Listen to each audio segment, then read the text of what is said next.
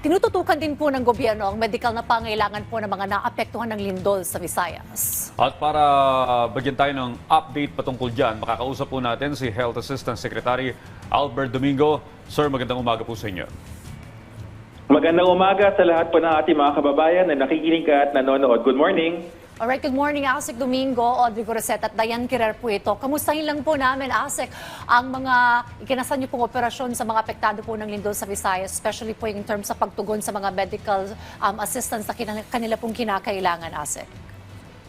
Opo. As early as 2 o'clock ng madaling araw, hindi kagabi, nung isang gabi, dahil hindi ho ba nangyari pong lindol sa Bogo ng mga bandang alas 10 ng gabi nung nakaraan. At immediately si Secretary Herbosa napuyat yata sila at nag-deploy kaagad ang ating Vicente Soto Memorial Medical Center ng mga initial teams. Nakarating doon mga bandang alas 3 or alas 4 ng madaling araw. Sinundan ito ng sunod-sunod yung mga deployment mula naman sa mga iba pang dun sa Cebu South Medical Center, sa Eversley Sanitarium. Yan yung mga tatlong DOH hospitals na nandun sa isla ng Cebu at sila ay nag-deploy rapid assessment. Nakakita nga tayo dun sa Bogo Provincial Hospital, parang augmentation force kasi talagang dinagsa na ng ating mga kababayan na nabiktima ng lindol. Ongoing response natin, kahapon naman po nagpalipad sa tulong ng Philippine Air Force at facilitated ng Office of Civil Defense, nagpalipad tayo ng halos 1 milyong pisong halaga ng mga gamot at iba pang kagamitang medikal para makarating sa ating mga kababayan. And on standby ang ating Philippine Emergency Medical Assistance Teams. May isa tayo na sa J. Bilingad, may isa na sa Jose N. Rodriguez Memorial Medical Center at may isa sa Eastern Visayas Medical Center. WHO recognized kayang itong mag-deploy kahit saan at kahit walang kuryente, kahit walang tubig, pwede silang gumamot ng tao na parang ospital. Okay. Well, Asek, sa lawak po ng lalawigan ng Cebu, yung mga ospital po ay patuloy pong ina-assess yung kanila pong structural integrity, kung saan batay po sa panayam namin sa OCD, pinalabas po yung mga doktor, maging mga pasyente, sapat po ba yung mga tents at kagamitan para matugunan yung mga pangangailangan ng mga pasyente doon? Tama yung tanong na yan dahil ayaw natin na ang ating first responders, ang ating frontliners ay sila mismo maging biktima. Pag nangyari ho dyan, sino pang sasaklolo sa atin? Kaya importante na ina-assess yung structural integrity. Ang system lang dito dahil remember na sa pa lang ho tayo, sabihin na nating day 2 post-incident kasi ang incident was 10 p.m. nung nakaraan. So mabilis sa mga pangyayari, ngunit kahit mabilis at mabilis ang tugon ng ating mga kasamahan, sila Secretary Vince Dizon sa DPWH at ang iba pang mga ahensya. Pero bakit ko nabanggit ang Secretary Dizon at ang DPWH? Kasi nagre-rely rin ng DOH sa ating mga inhinyero para dun sa structural integrity inspections. So habang nangyayari yun, hindi namin muna mabigay yung numero kung ilang mga ospital yung safe. We are sure at least dun sa ating DOH, yung tatlong nabanggit ko na nasa Cebu City, safe and structurally sound kasi may mga in-house engineer kami. Pero yung mga LGUs, tuloy-tuloy yung inspection. And to answer your question directly, so far, nagagawan natin ng paraan dahil maganda yung coordination with the provincial government of Cebu. Yung mga pasyente na safe for transport, makikita niyo yan sa mga photos rin na kumakalat na rin sa social media, yung bayanihan na kinukuha yung mga pasyente mula Bogo at hinahatid doon sa ating Vicente Soto Memorial Medical Center kung saan, kung di ako nagkakamali, nasa 60 plus na yung pasyente na na-receive nila galing sa Bogo at iba-iba pang mga LGU para hindi ma-overwhelm yung ating mga temporary tents. So may mga tinransfer na pong mga pasyente. Pero yung ating pong mga pasyente na nasa labas ng Bogo Provincial Hospital, mga nasa ilan po ito? And ano po ang nakikita po ninyong timeline in terms sa pag-check ng mga structural integrity? Kasi baka po magtagal sila doon sa labas. Is it necessary to transfer them all sa makalapit na hospital? Or talagang antayin na lang na para maibalik sila doon sa Bogo Provincial Hospital? Asek Domingo. Oo, yung tanong, timeline on structural integrity, hindi ko masasagot, di naman ako DPWH eh. Pero dun sa ating tanong kung yung mga ongoing kung ilan sila, ay hindi ko hawak yung numero, best to ask the Office of Civil Defense for Unified Statistics. Pero pagdating dun sa assurance ng Department of Health, ang pasyente po kapag makikita nyo na sa labas ng ospital, meron po tayo tinatawag na triage system. Sa mga doktor, mabilis po kami tumingin, no? Using our medical assessment, alam namin kung sino yung agaw buhay, sino yung baka kaya pang mag-antay ng konti at sino yung kailangan ng minimal intervention. Karamihan po ng mga pasyente na nasa labas ng pasilidad ay typically mga maliliit na sugat o kaya kailangan ng ating mental health interventions. Yung mga delikado, pinapasok po kagad sa loob yan. So ating pong titignan in the next few hours or days dahil remember, nasa day 2 pa lang tayo. Well, Asek, may mga reported damages din po sa mga linya ng tubig. Ano? So, importante po sa ating mga kababayan na naapektuhan dyan yung pagkukunan ng malinis na inuming tubig. At may concern din po ito sa overall health ng ating mga kababayan dyan. May pagtugon din po ba dito ang Department of Health? Opo. Sa ating mga ospital, remember ang disenyo ng mga ospital, lalo na pag ito ay ospital ng Department of Health, parang mga isla yan. Ibig sabihin, kahit mawalan ng kuryente, kahit mawalan ng tubig, merong standby capacity. Siguro mga 2 days, 3 days, kayang umandar yan kasi may mga generator para sa kuryente at merong mga tangke para sa malinis na tubig.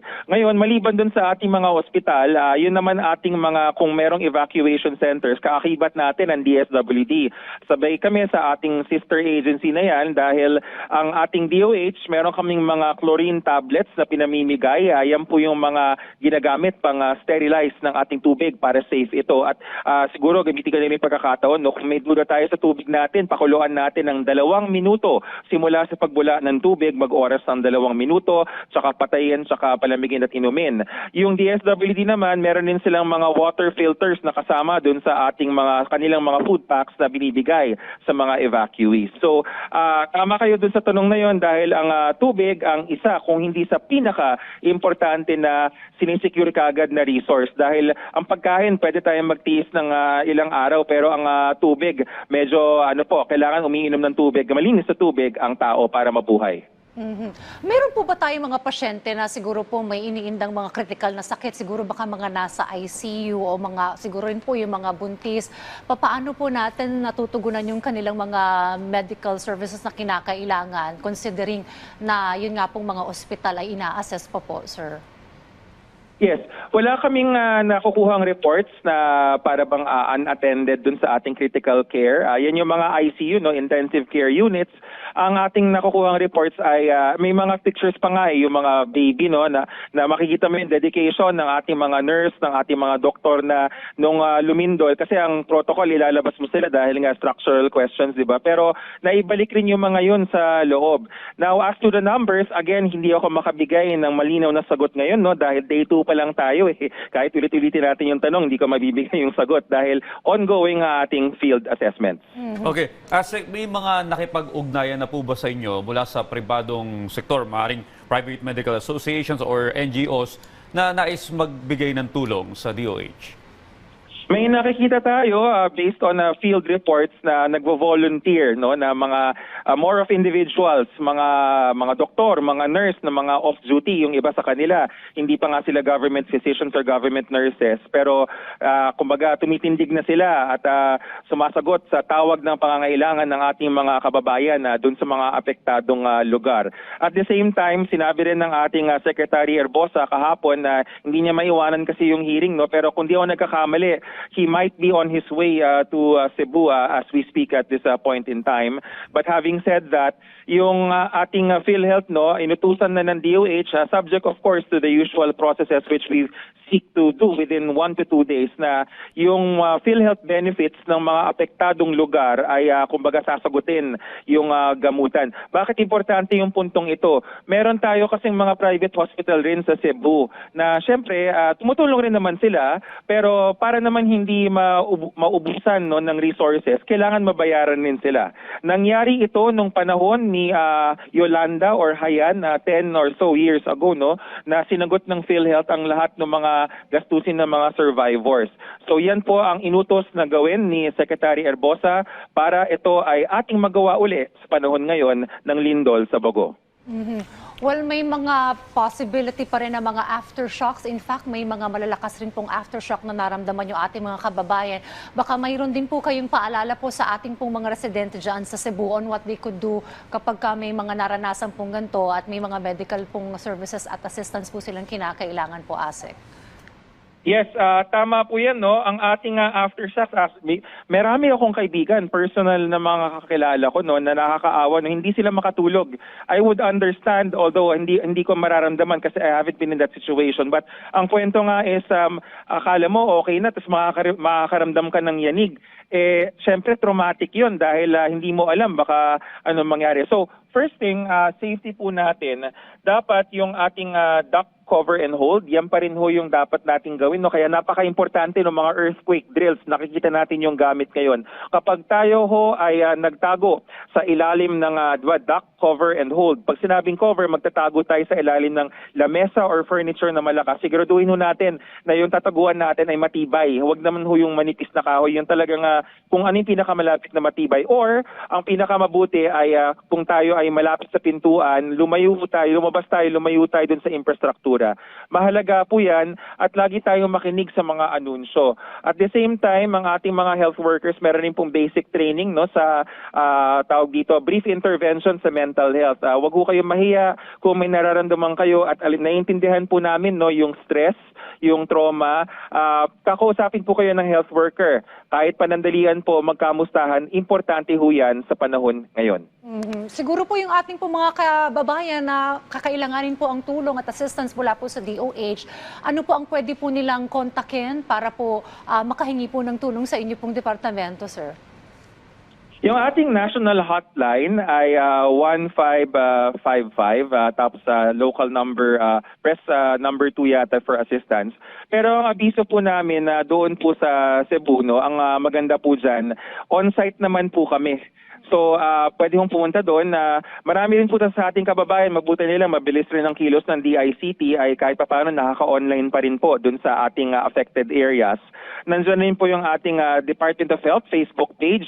Siguraduhin po ito yung may blue check, yung verified ng Meta or ng Facebook. At pwede ho kayong mag-follow doon, pwede ho kayong mag-message at mag-comment para makarating po sa amin ang inyo pong mga katanungan.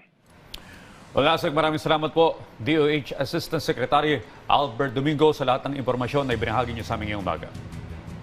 Salamat rin po at magandang umaga.